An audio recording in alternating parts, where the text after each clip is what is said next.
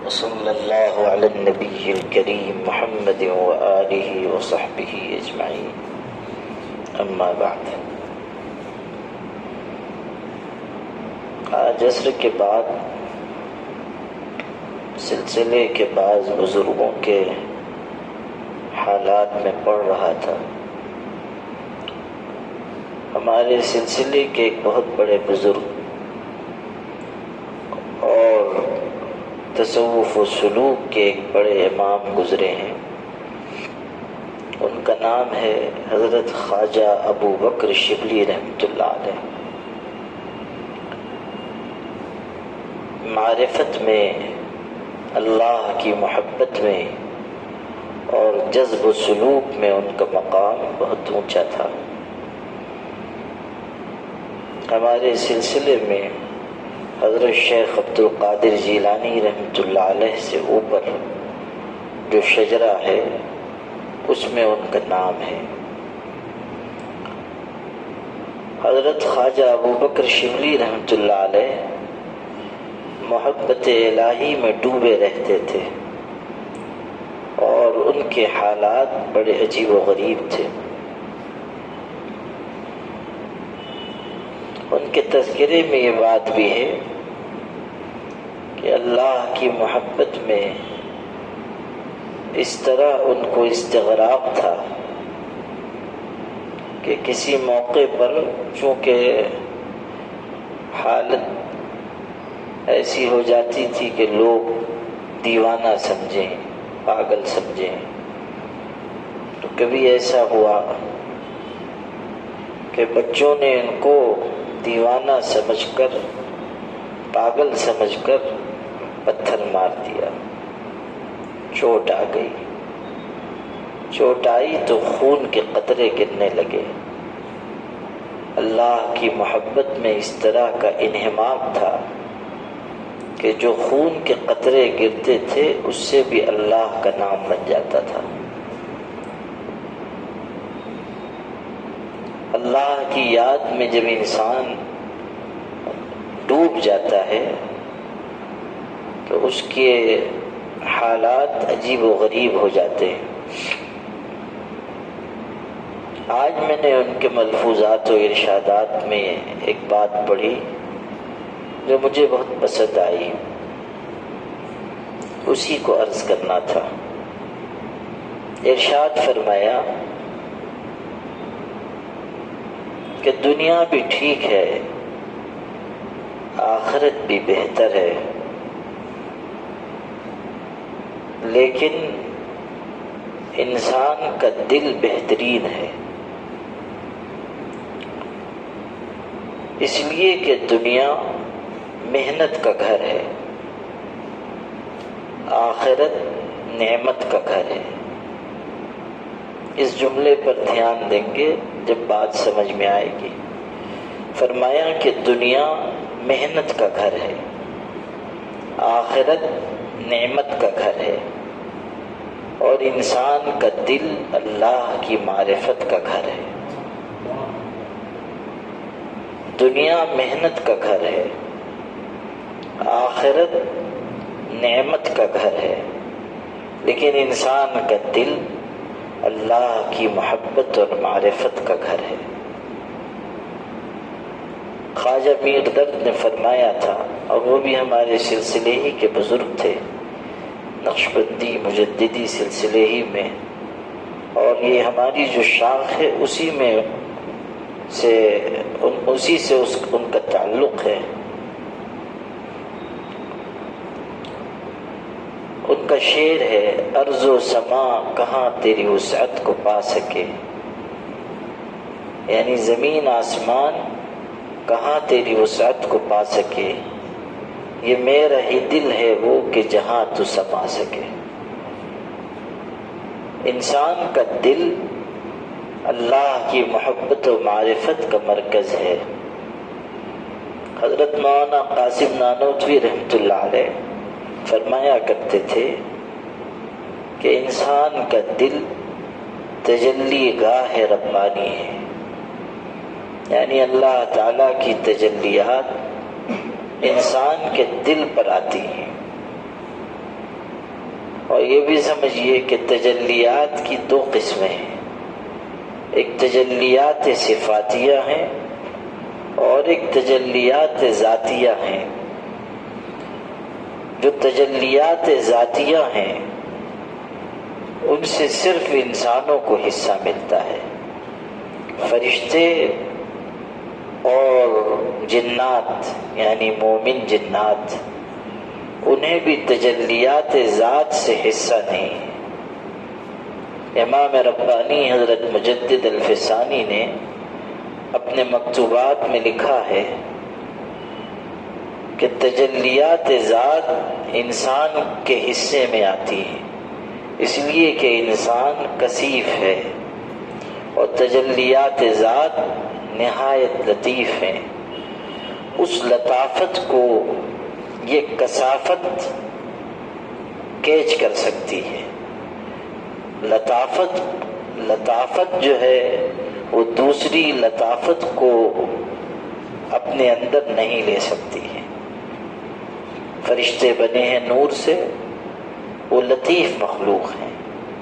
جنات بنے ہیں آگ سے، وہ لطیف مخلوق ہیں، اسی لیے نگاہ سے اوجھل ہیں۔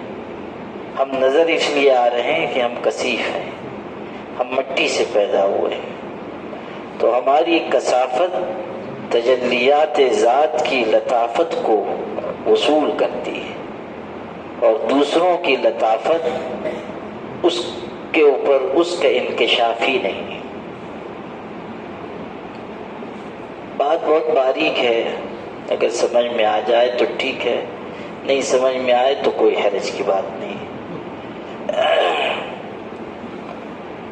البتہ اس کو ایک مثال سے واضح کرتا ہوں کہ دیکھیے جو باریک ذرات ہوتے ہیں جن کو ہم ذرے کہتے ہیں وہ یوں نظر نہیں آتے، جب سورج کی کرنیں پڑتی ہیں تو وہ ذرے ظاہر ہوتے ہیں۔ یعنی ان ذرات کی لطافت پر جب سورج کی کرن کی کثافت پڑی وہ ظاہر ہو گئے، اور نہ یوں نگاہ سے اوجھل ہیں۔ اسی طرح تجلیات ذات کی لطافت جب جنوں سے اور فرشتوں سے گزری ان کو پتہ بھی نہ چلا، لیکن ہم تک آئی تو ہماری کثافت ایسی ہے جس نے اس کو نہ صرف یہ کہ جان لیا بلکہ اپنے اندر سما لیا۔ تو تجلیات جو ہیں وہ انسان کے دل پر آتی ہیں، اور انسان کا دل تجلی گاہ ربانی ہے، اور یہ بہت بڑا مقام ہے جو انسان کے دل کو عطا ہوا۔ آپ غور کیجیے، قرآن مجید کہہ رہا ہے، اللہ ارشاد فرما رہا ہے قرآن میں، نزل به الروح الامین علی قلبک لتکون من المنذرین، کہ اس قرآن پاک کو حضرت جبریل لے کر آئے۔ کہاں لے کر آئے؟ علی قلبک، اے ہمارے محبوب آپ کے دل پر لائے۔ جسم کے کسی اور حصے کا تذکرہ نہیں ہے، کہا گیا کہ آپ کے دل پر یہ قرآن اترا، آپ کے دل پر۔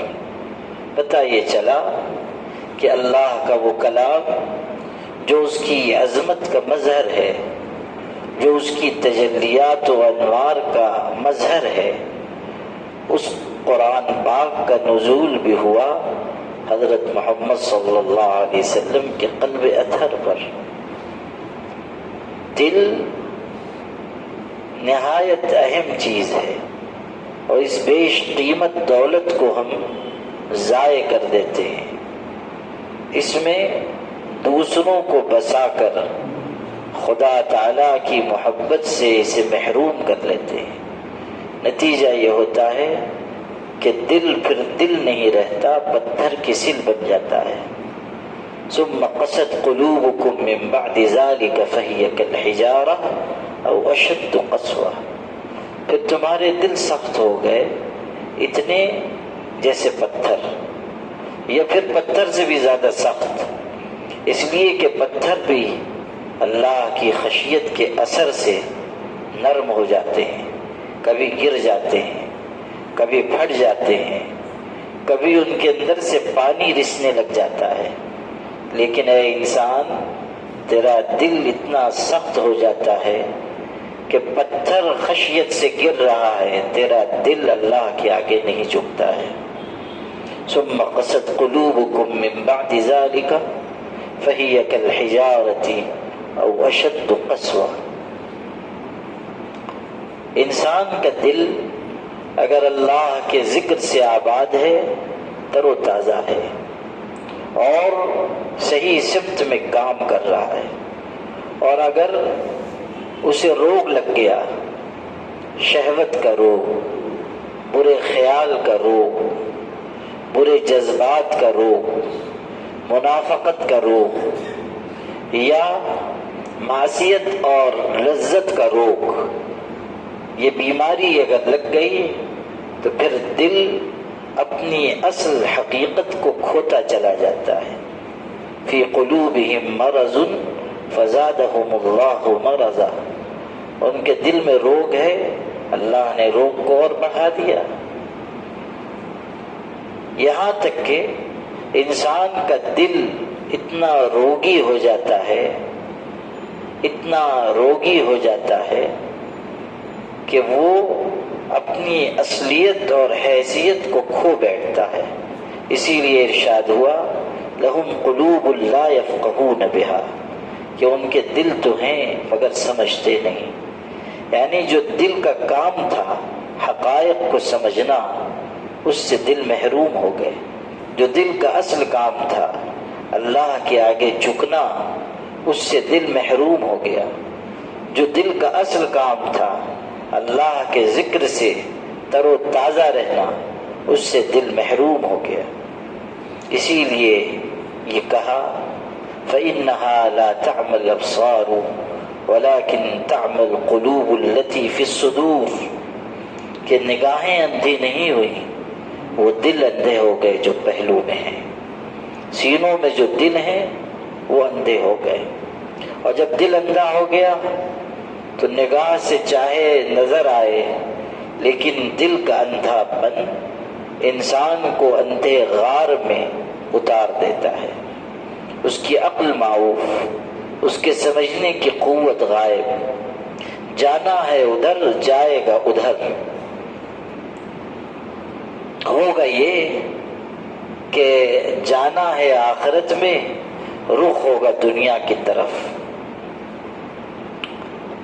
کہاں جا رہے ہیں کدھر دیکھتے ہیں، یہ صورتحال ہو جائے گی۔ جانا ہے ہم کو آگے کی طرف، نگاہ ہے پیچھے کی طرف، نتیجہ یہ ہوگا ٹھوکر کھائیں گے، گڑھے میں گر جائیں گے، نقصان اٹھائیں گے۔ قرآن مجید بار بار متوجہ کر رہا ہے کہ دل کو سنبھال کر رکھو، دل کی حفاظت کرو۔ دل زندہ ہے، ہر چیز زندہ ہے۔ دل مر گیا پھر سب چیز مر گئی۔ مردہ دل خاک جیا کرتے ہیں۔ زندگی زندہ دلی سے عبارت ہے، مردہ دل جی نہیں سکتے۔ کہیں میں نے پڑھا ایک صوفی کی کتاب میں، اور بہت اچھی بات کہی، انہوں نے کہا کہ دیے اور دل میں ایک بات مشترک ہے کہ بجھنے کے بعد دونوں دیر تک دھواں دیتے ہیں۔ دیے اور دل میں یہ بات مشترک ہے، بجھنے کے بعد دیر تک دھواں دیتے ہیں، دیا بھی اور دل بھی۔ اور جب دل مر گیا ہر چیز مر گئی۔ الفت میں برابر ہے وفا ہو کہ جفا ہو، ہر چیز میں لذت ہے اگر دل میں مزہ ہو۔ الفت میں برابر ہے وفا ہو کہ جفا ہو، ہر چیز میں لذت ہے اگر دل میں مزہ ہو۔ اگر انسان کا دل زندہ ہے تو وہ ویرانے میں بھی رہے گا تو خوش رہے گا، مولانا روم نے فرمایا آیا کہ در کنج مسجد مست و شاد و آیا کہ در باغ ترش و نامراد، یعنی اگر دل زندہ ہے مسجد کے کونے میں بھی اکیلا بیٹھا ہے خوش و خرم ہے، مست ہے، اور اگر دل مردہ ہے باغ میں بھی گھومتا رہے گا کوئی لذت نہیں ملے گی۔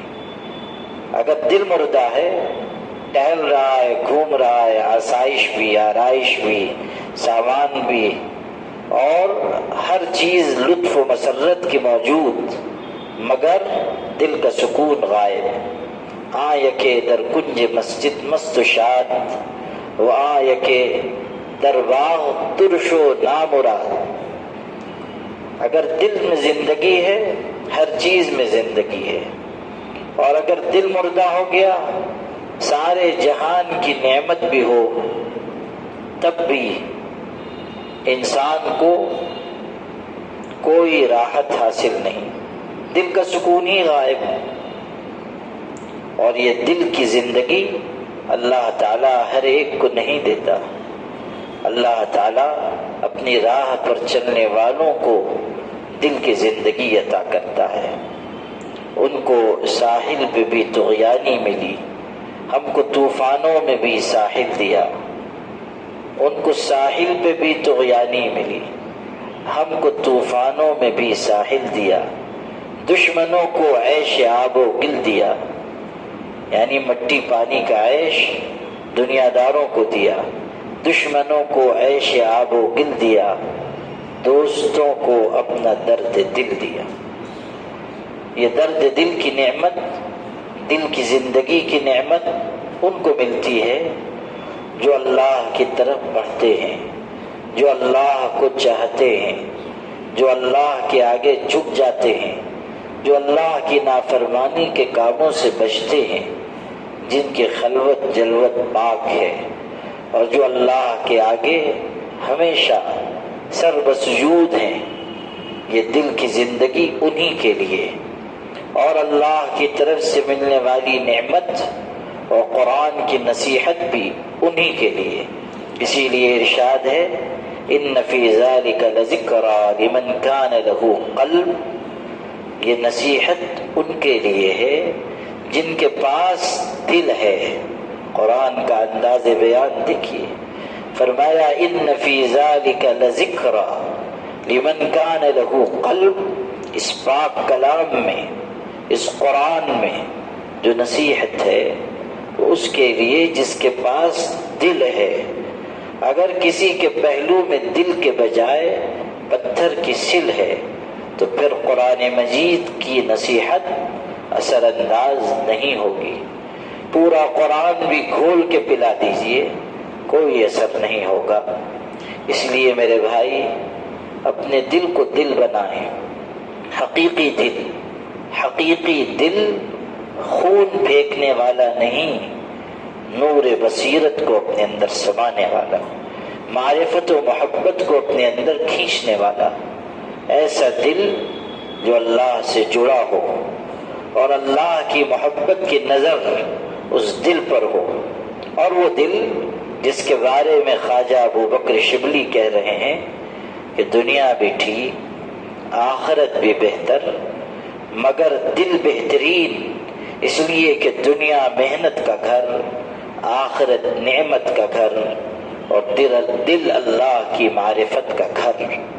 تو ہم اپنے دل کو محبت و معرفت کی جگہ بنائیں، محبت و معرفت ربانی کا مرکز بنائیں، تجلی گاہ سمدانی و یزدانی کا اپنے دل کو بنائیں، تب اللہ کے ہاں کامیابی ہے۔